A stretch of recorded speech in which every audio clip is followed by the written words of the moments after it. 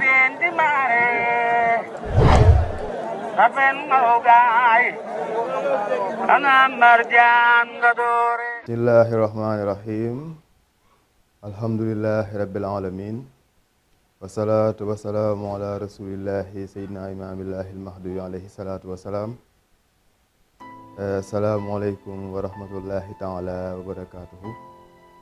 Laay Maxtaar ñu ngi leen di nuyu di leen ziar di ñaan yàlla képp koo xam ne yaa ngi seetaan vidéo bi yàlla na la fekk ci jàmm fekk la ci tawféex. ñuy ziar ñëpp di ñaan yàlla mbas mi nga xam ne ci lañ nekk yàlla nañ ci yàlla génne ak jàmm. di ziar suñu xalifa Chérif Mouhamadul Muxtaar ibnu Seydina Mandione di ñaanal Chérif Abdoulaye yàlla na yàlla yokk ay leeram. ñu ngi ziar ñëpp seen mbokk seen doom seen xarit Ibrahima Abou Samb auteur écrivain moo fas yéene waxtaan ak yéen ci quelques points yoo xam ni mu ngi jëm ci Seydina Limaamul Mahdi alayhi salaatu wasalaam. mu nekk point yoo xam ni dinañ ci wax suñu xalaat en tant que chercheur, en tant que écrivain, en tant que auteur. muy les seuls titres yi nga xam ni wala qualificatif yi nga xam ni ñu ngi koy revendiquer. donc mu fas yéene nekk waxtaan boo xam ni dañ ciy joxe suñu point de vue, joxe ci suñu optique ni nga xam ni noonu lañ gisee point yooyu par rapport ak recherche yiñ ci jot a def.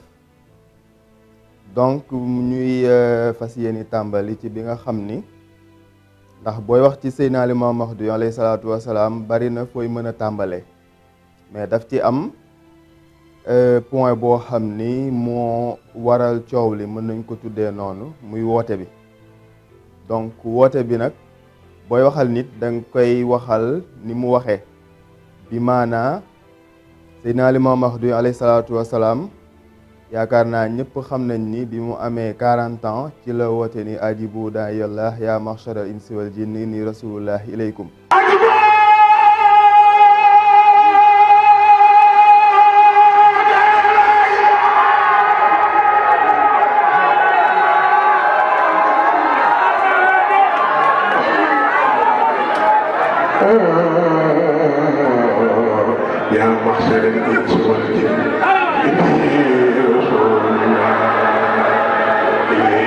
mu wax joo xam ni rëy na ci bopp ñu bari bi mu ne inni rasulullahi ilaykum réaction bi njëkk a am ci ñi nga xam ne ñoo fekkee woon wax jooju di ay mbokkam ñu nekk ñoo xam ni mu juddoo fa muy mu juddoo Yoof màgge Yoof yaroo fa ñu xam ko xam ni nekk na koo xam ni jaaru ci benn daara jàngul. kon le fait que mu exprimé wu ci langue arabe déjà moo leen njëkk a étonné moo taxoon bi mu waxee ñu ne limaam moo ngay làkk yaaram maanaam Seydina Limaamu alayhi salaatu wasalaam mu ngi làkk arabe. loolu étonné woon na leen parce que xam nañ ni al ummi la koo xam ni jàngul la. bi mu waxee loolu ñu yaakaar ne ci lay yem mu ne Muhammad minal baydi xat aswada mu ne Muhammad ma weexoon ñuul na bis ni ki tey. teg ci Muhammadu naama wasay xasa Mamadu ak yeneen formule yi nga xam ni teg na ko ci yëpp ba bim naan kalay leen jaa al amrul azam kaay leen ñëw leen dikk leen jaa al amrul azam. bi mu waxee wax yooyu ñi nga xam ni jotoon nañoo jàng ci jamono jooju ñi ci ëpp dañ ko ne limaamu dangaa jàngul moo tax ngay wax ni yonent nga waaye boo jàngoon tuuti rek di nga xam ni yonent du ñëw ginnaaw Seydina Muhammad alayhi salaatu wasalaam. biñ ko waxee loolu nag moom réponse bi mu leen jox da nga xam ni moom lañ fas yéenee waxtaane tey. ndax nit bu fekkee dañ ko indil benn objection ci lu mu wax mu indi réponse yow tamit booy jéem a indi ay leeral ci objection boobu bis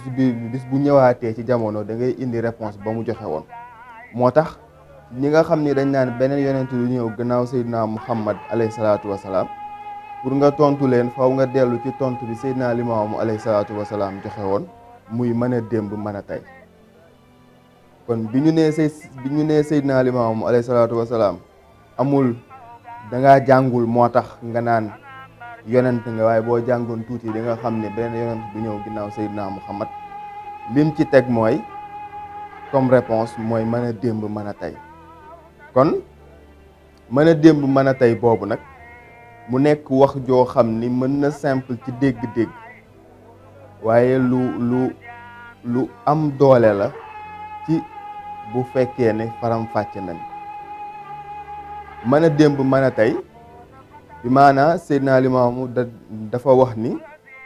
nekkul beneen yonent bu bees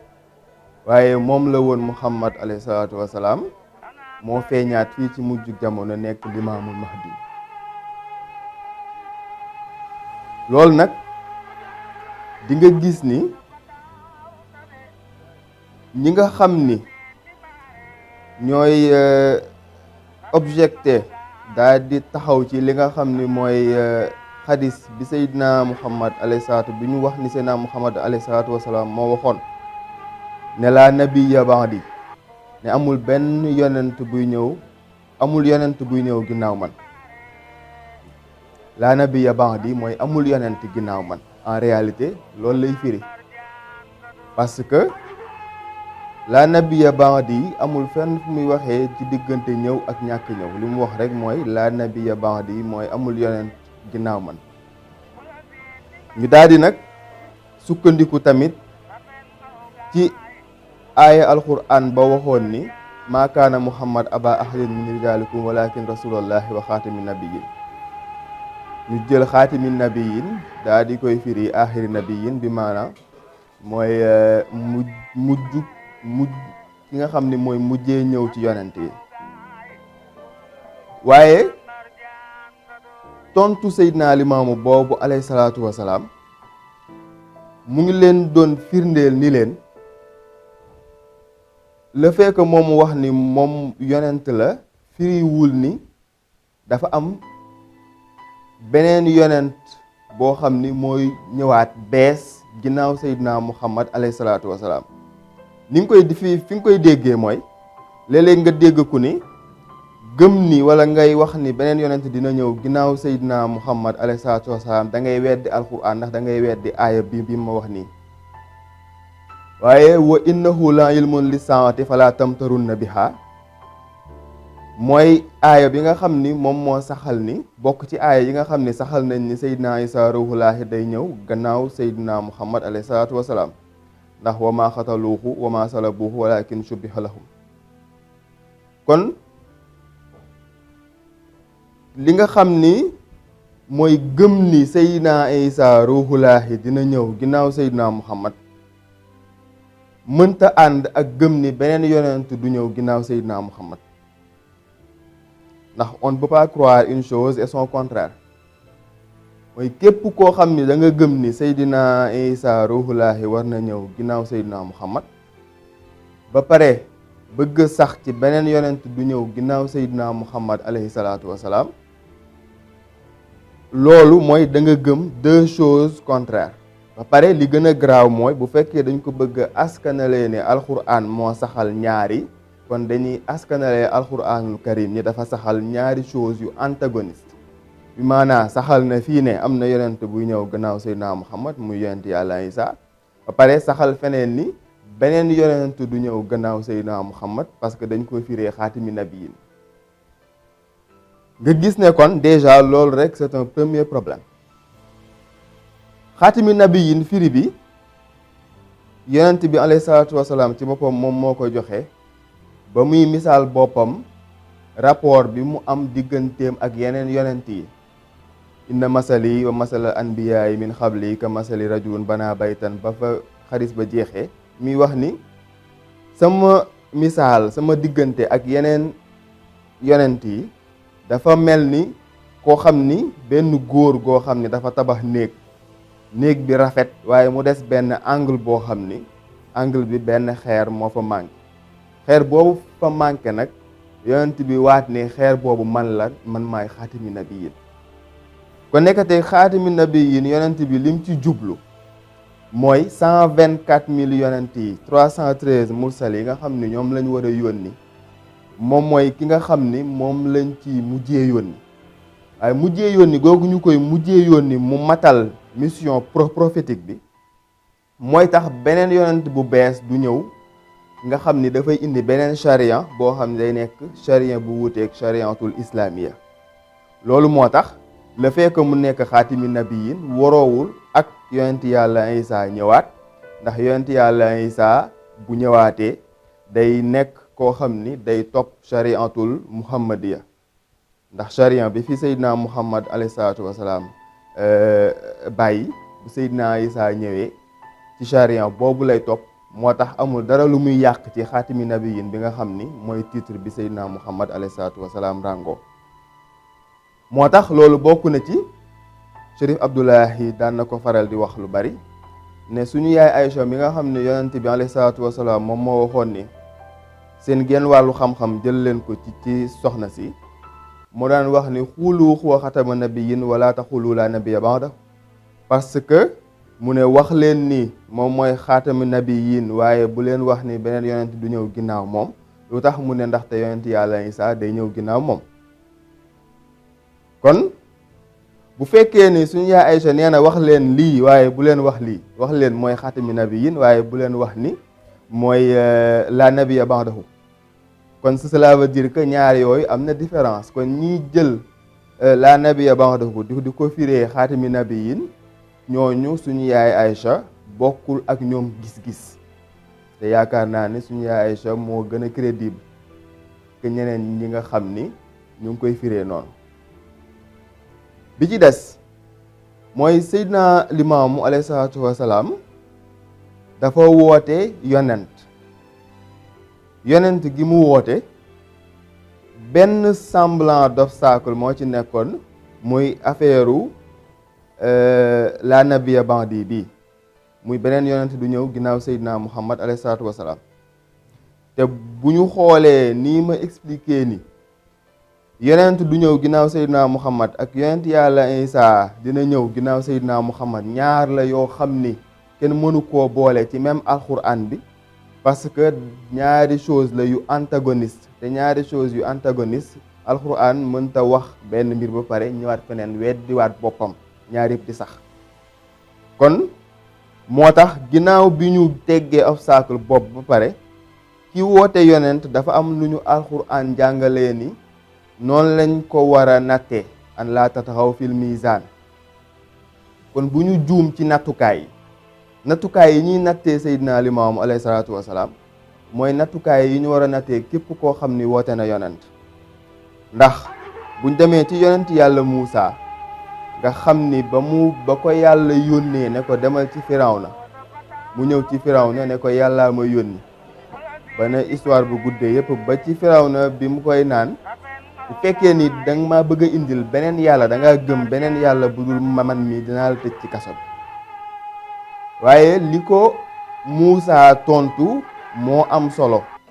loolu moo jar a jàpp Muusa lan la ko wax Muusa alayhi salaam da ko ni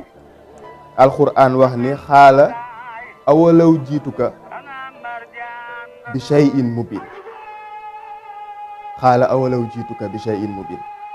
mu ne ndax danga may tëj prison même bu fekkee ni dama lay indil benn preuve irréfutable lu am solo ñu jàpp ni kon preuve d'une prophétie yonent yàlla Muusa déjà jàngal nañu preuve bi nga xam ni yàlla moom la ko jox moom li nga xam ni yàlla moom la ko jox pour mu dëggal wooteem firndeel shay'in mubin boobu Firawna ne ko def ko bu fekkee ni yaa ngi ci dëgg fekkee ni li ngay wax dëgg la def ko Seydina Muusa ci la daal di sànnee yat bi nekk jaan ak bi mu dugalee loxo bi ci poqataan bi mu daal di weex et cetera ba nga xam ni maanaam miracle mujiza yooyu ko yàlla subhanahu wa taala joxoon mu nekk ay miracle yooyu la yonent yàlla Isaa jàppee woon preuve ndax yooyu preuve la ko yàlla joxoon. li tax nag miracle di nekk preuve ci prophétie mooy yàlla buy yónni yonent da ko yónni ci ñëpp du ko yónni ci ñi jàng kese. loolu mooy rendre absurde le fait que ñu bëgg a prouver une prophétie par les textes ne di wax di indi ay waxi borom xam-xam bi nee na nangam loolu mën nañ koo dimbalikoo ci bu fekkee ni prouver nañ ba pare ni ki nga xam ni moo woote yonent indi na ay preuve am ni yàlla moo ko yónni ba pare ci la ñuy soog a indi référence textuelle yooyu ndax yàlla yónniwul yonent yi ci borom xam-xam yi ci ulamaaw yi da koo yónni ci umma bi yépp te bu fekkee ni dañoo bëgg a yemale preuve yooyu ci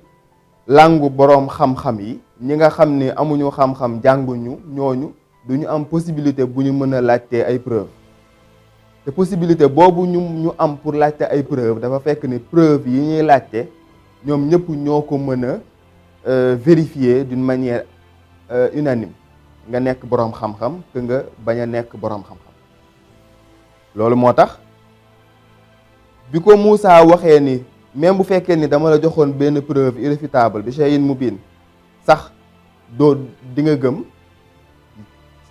Firawna ne ko indi say preuve bu fekkee ni yaa ngi ci dëgg. waaye bi mu indee preuve yi ba pare Firawna dafa indi benn tontu boo xam ne dañ koy tontu ba léegi ndax waykat ba wax na ci Seydina Limaamu ne Seydina Limaamu dem na ba jaaxal leen mu ne ba njool ma ñu jiñ ko seytaane mooy dem na def ay mujisa ba nga xam ni dañoo jàpp ni mujisa yi muy def njengo la wala mbiru magicien la, mbiru xërëmkat la. waaye loolu nag jiiñ nañ koy yonent yëpp, haza sihrun mubin feeñ na ci alquran lu bari. waaye Firawna li mu tontu Muusa mooy inna haza la saaxirun alim. nee na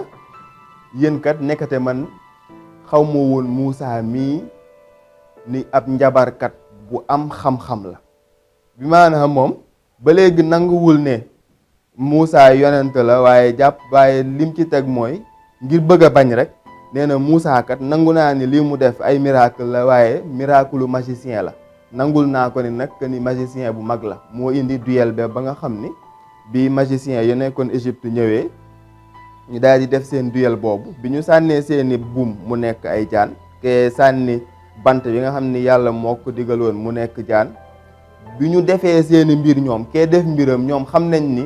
ñoom xërëmkat yi xam nañ ni kii li mu def du xërëm. moo tax fasalu ahla zikri in kuntum la ta'lamun. ñoom ñi nga xam ne ay spécialiste su xërëm lañ, bi Moussa sànnee bantam li tax ñu gëm mooy xam nañ ni Moussa li mu def ak ñoom li ñuy def du benn. yonent yàlla Isaa bi nga xamee ni ñëw na ca banu Israël, bi mu ñëwee tamit pour ne da leen di indil ay preuve, maa ngi ci li nga xam ni mooy preuve principale bu yonent bi nga xam ni daf leen di indil ay preuve. dañuy inni xad jiitukum bi ayatin, mu ne maa ngi ñëw di leen indil benn preuve boo xam ni ci sama boroom la jóge. inni xad jiitukum bi ayatin min rabbikum. li mu tuddee woon bi ayatin min rabbikum ay preuve yoo xam ne ay kéemaan yoo xam ne ci suñu boroom la jóge, mooy la nga xam ni yàlla mayoon na ko mu mën a jël ban modélé ko ba mu nekk picc, mu daal di koy ëf picc mu daal di nekk picc am ruux dem, mu nekk benn mujisa boo xam ni yàlla moo ko joxoon. ak li nga xam ni mooy mu ngi daan jox ñi nga xam ni amuñu woon dégg-dégg, maanaam ay tëx mu leen di faj ñuy dégg, ñu gumba mu leen di faj ñuy gis, ñu laago mu leen di faj ñuy dox, donc ñu dee mu leen di dekkal.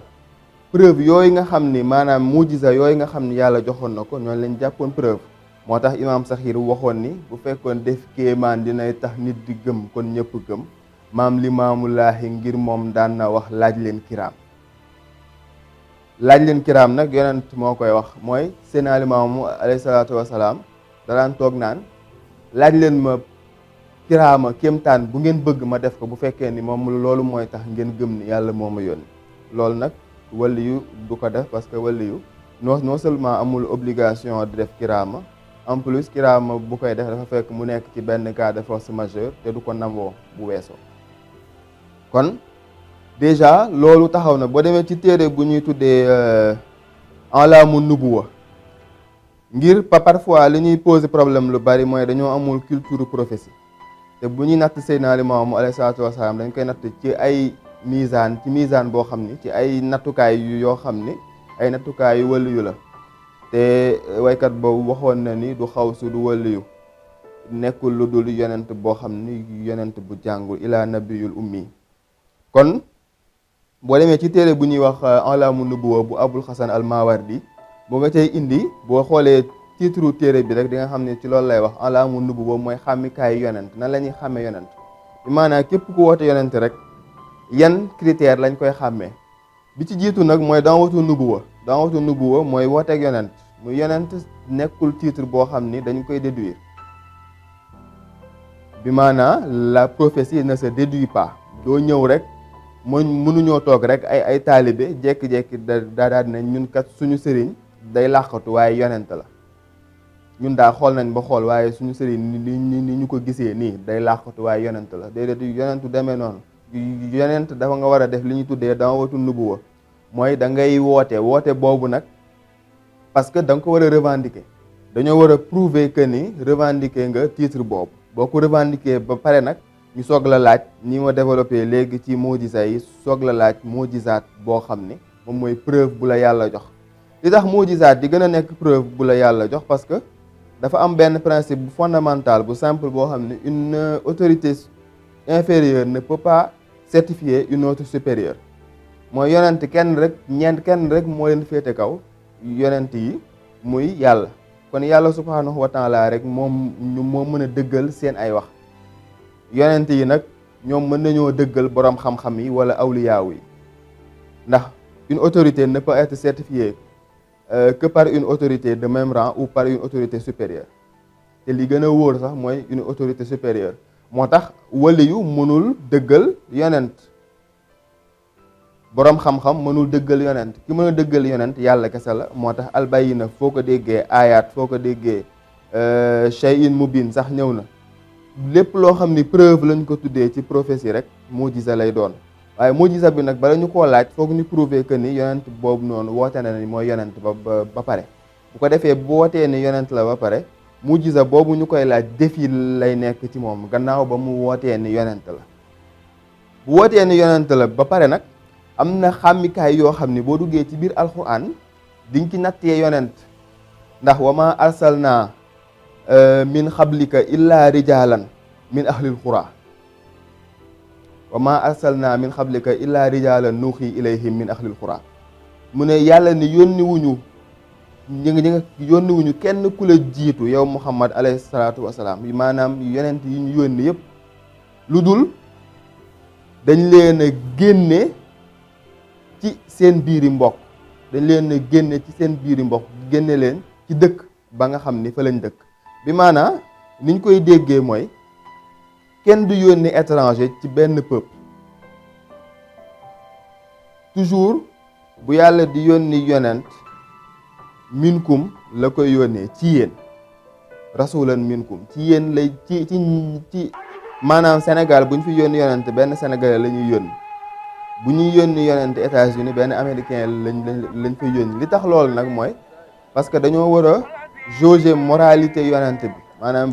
bu nit wootee yonent dañuy am benn démarche rétroactive. dañuy dellu ginnaaw xool enfance am ndax nekk na benn enfance bu irréprochable xool adolescence am xool ba keroog ba bis bi nga xam ne ci lay wootee yonent ñu xool ay jikkoom ndax nekk na benn vie bu irréprochable avant muy woote. loolu moo tax ngir bëgg ay mbokkam mën a xam ni kii kat ku jub la kon mënul toog ba heure bii muy wax lu dul am moo tax ñu ne yonent du woote lu dul ci fi nga xam ni fa la bokk. boo xoolee ci histoire yu yonent yëpp doo gis koo xam ni dafay woote ci foo xam ni étranger la fa toujours dafay déparé ci fi nga xam ni fa la ganee àddina ngir ñu mën a jauger li nga xam ni mooy passeem Seydina Limaamu nag alayhi salaatu wasalaam boo demee ca waykat ba mu nga naan nijaay ja dem ca mbaar ma toog waa mbaar ma naan ko doo fi toog xajal Limaamu door a toog sa doom ju baax ja jommin kon ñoom nangooguñu yonente gi mais nangul nañ ko ak mbaaxam daloon na ko démb ca ba nga xamee ni bañ koy tuddee al amin wooteegul woon yonent kon loolu bokk na ci alaamu nubuwa yi li nga xam ne dañ koy xàmmee yonent bi ci des nag nga xam ni moo ci mujj mooy message bi message yu yonent yëpp benn la wa ma arsalna min xablika min rasulin illa nuuxi ilayhi annahu laa ilaha illa ana fa'buduni yonent yëpp loolu lañ leen yónni moo tax yooyu yonent bu ñëw lenn mooy nekk sa base message mooy l'unicité de Dieu yonent bu ñëw indi leneen loo xam ni wute naag kennal yàlla yonentam du wér ndax yàlla moo ne yonent yi ñu yónni yëpp déey nañ leen ne leen wax leen ne man maay benn buur bi nga xam ni aw ma dendandoo kon jaamu leen mu am nag yeneen yoo xam ni wa ma arsalna min xablika wa ma arsalna min rasulin yi nekk ci biir alquran boo ko toppee di nga mën a gis benn par benn nattukaay yi nga xam ni dañ ciy nattee yonent yi mooy yooyu noonu yëpp nga xam ni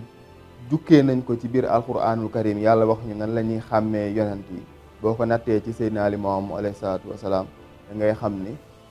preuve yi nga xam ni war nañ ko laaj yonent Seydina Limaamu matal na ko kon bu ne mën a démb mën a tey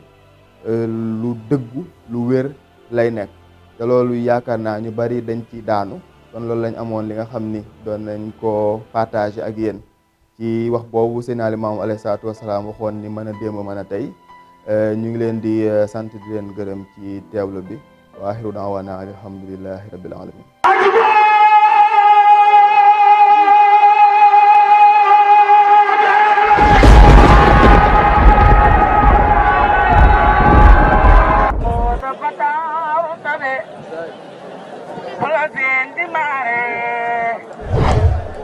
Apen mau gai, ana marjan